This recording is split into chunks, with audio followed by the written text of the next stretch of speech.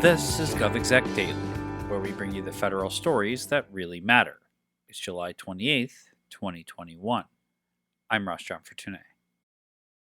Late last week, the Office of Personnel Management issued guidance for agencies to begin to implement their reentry and post-reentry plans for feds. Remote work and hybrid work will be a part of the post-reentry future for agencies, but one government department has been a telework model since before the pandemic. The Patent and Trademark Office embraced telework long before the COVID-19 crisis, starting in 1997 with 18 attorneys working remotely. In 2019, before the pandemic, the agency had 11,000 employees working regularly remotely at least one day a week. As such, the agency had the experience to move seamlessly to maximum telework in March of 2020. As part of a panel during Government Executive and Nextgov's Future of Work event recently, I spoke to Danette Campbell, Director of the Telework Program Office at the U.S. Patent and Trademark Office. We talked about her agency's telework and hybrid work circumstances and the successes that PTO has seen. After a short message, you'll hear me speak to Campbell about managing a hybrid workforce, the pandemic's effect on telework, and how her agency manages the complications of remote work.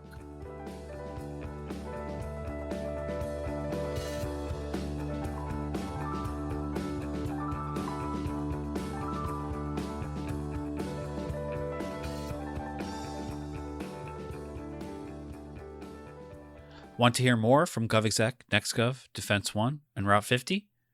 Tune in to our virtual events to hear interviews with government leaders about the most important topics today, including the federal workforce, health IT, artificial intelligence, 5G, and more. Visit govexec.com/events to learn more.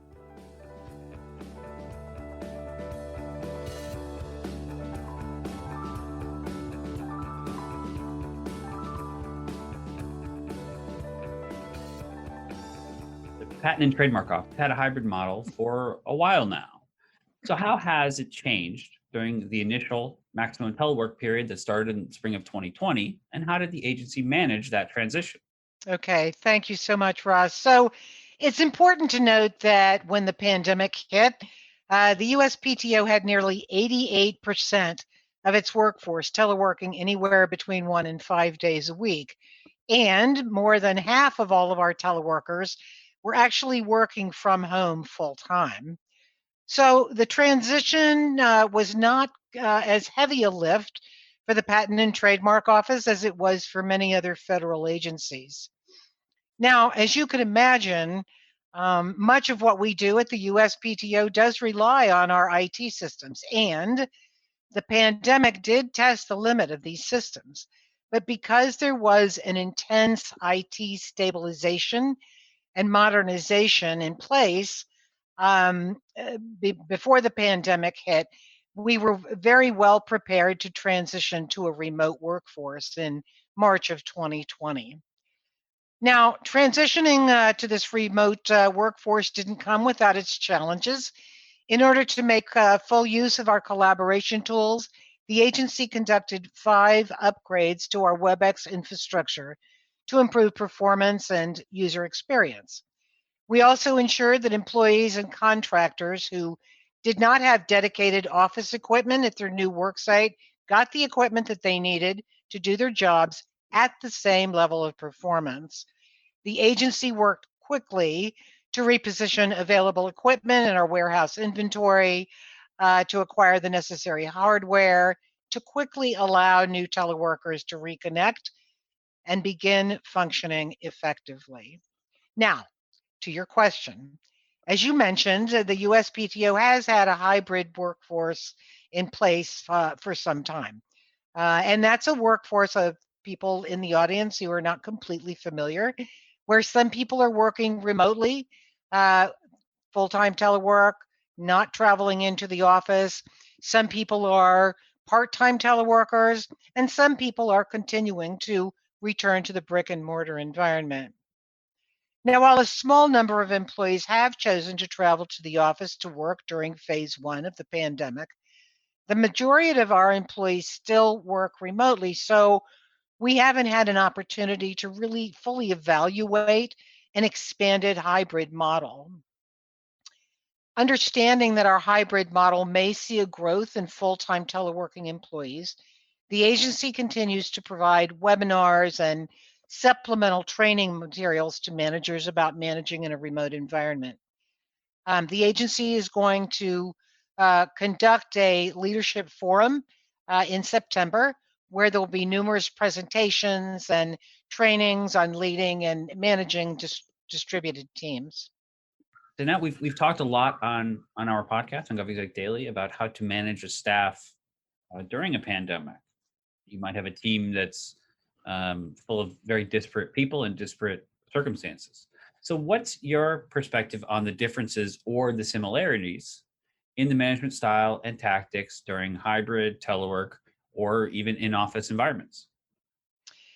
Well, my philosophy is that good management strategies work regardless of where your employees are located, whether they're sitting right in front of you or they're sitting 3,000 miles away from you. It's important to set communication norms, ensure fairness and equitability, of course, provide clearly defined performance measures and objectives, define roles and responsibilities, tasks, goals, standard procedures, etc. And it's also critical to ensure that all of your team has the access to resources that they need to make sure that they're going to be successful in their work. And I have to say, I think it's fortunate that we are moving away from that management by line of sight.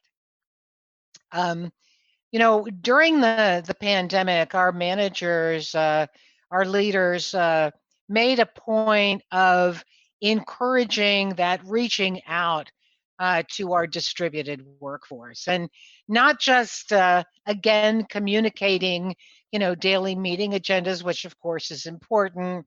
Um, you know, Making sure, of course, that we continue the mission of the agency, but reaching out to employees on a personal level, and taking the time, whether it's at the beginning of a meeting or just in a one-on-one video conference, to find out, how they were doing, what were some things that were maybe troubling them, and making sure that as a manager, you were also a good listener.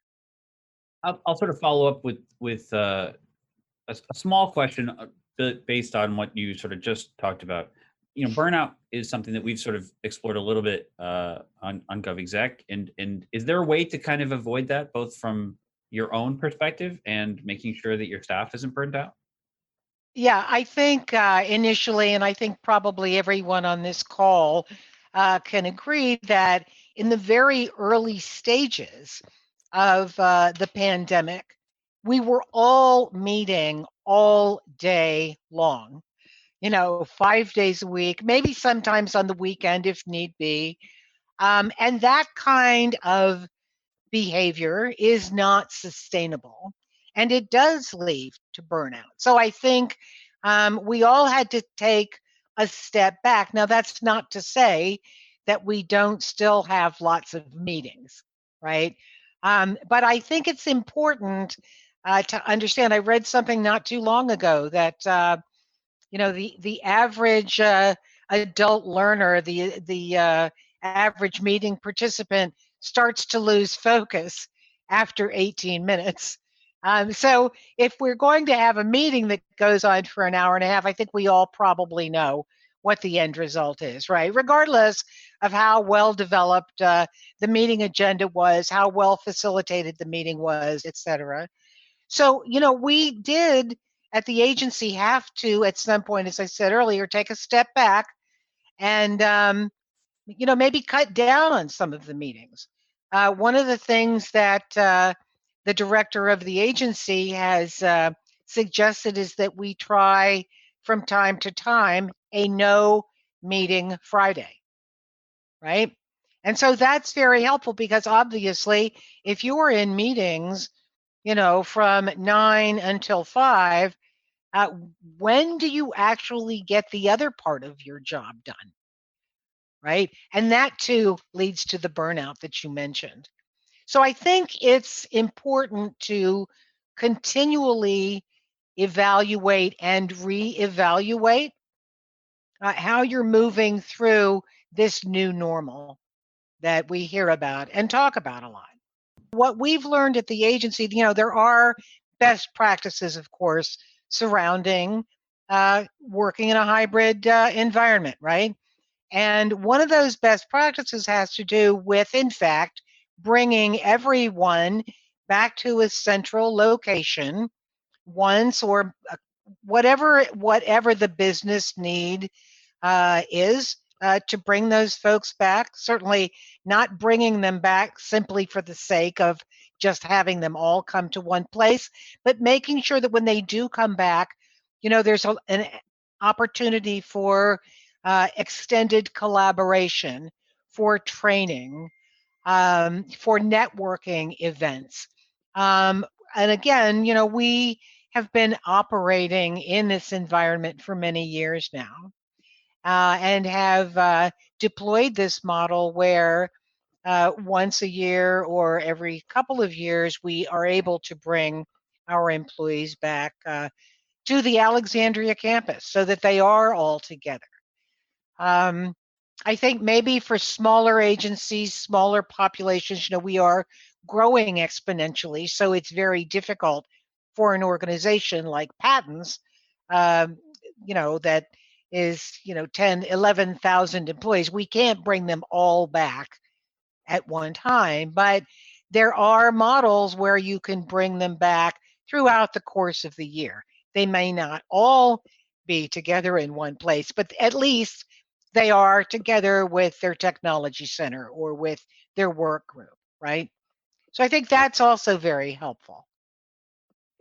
Can you share some, PTO's general approach regarding supervisor training, policies, things like that? Just a general approach to how people get up to speed on how to manage these things. Sure. Well, first of all, we have an enterprise-wide telework policy, again, just like all other federal agencies. But the beauty of the initiative at the Patent and Trademark Office is that it is not a one-size-fits-all initiative. So we do build our telework guidelines, certainly our union agreements, on a foundational document where, all of the definitions agree. The guidelines include the scope, background, again, the definitions. But it's very clear to all of our employees, managers, and non-managerial staff that in order to work remotely, whether it's part-time or full-time, everyone must receive an IT and a non-IT training. And prior to the pandemic, there were certain eligibility requirements in place for those people who worked from home a few days a week. And those eligibility requirements, of course, were different if an individual was intending to work from home full time. Again, everything is based upon the position. And we do also have, to supplement the trainings that we provide, we have a dedicated telework website on the USPTO intranet that provides additional training materials, white papers, research that we have done. We do a benchmarking study with private sector organizations, every 4 years or so. We provide agency statistics, anything that anyone would ever care or want to know about telework, not just at the USPTO, but in the federal government as well. And we make a point of communicating all of these initiatives, materials, policy, process on a regular basis to employees.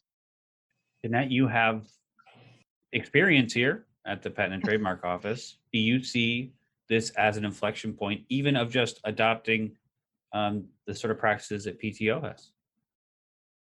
Yeah, I definitely believe that the pandemic has been an inflection point. Even insofar as we're concerned, as I mentioned, early on in this discussion, we have had a hybrid model in place for many years. But now I see that in the federal government, we've been able to demonstrate that people can work remotely while still maintaining deadlines. They can still produce quality deliverables, maintain the mission of their agencies. So, to someone's earlier point, I think Jay said, the train has left the station. Michael indicated, telework remote work is not for everybody.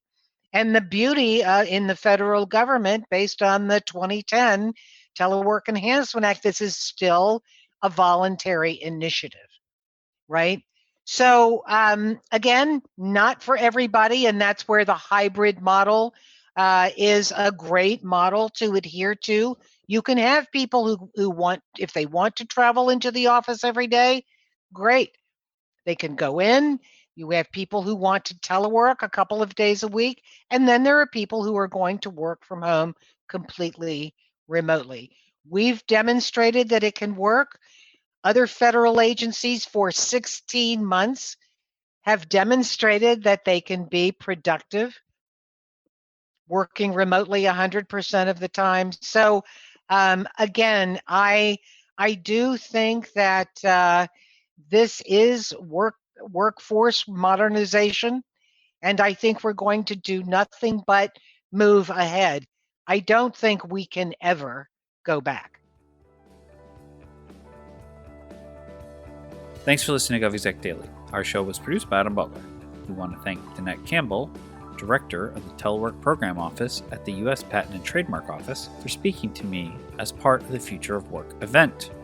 Our music is the song Signals by Catfish Dancing. Be sure to rate, review, and subscribe on Apple Podcasts or Spotify or wherever you get your podcasts. You can email us any feedback at podcast@govexec.com or hit us up on Twitter @govexec. We'd love to hear from you. We'll talk to you later.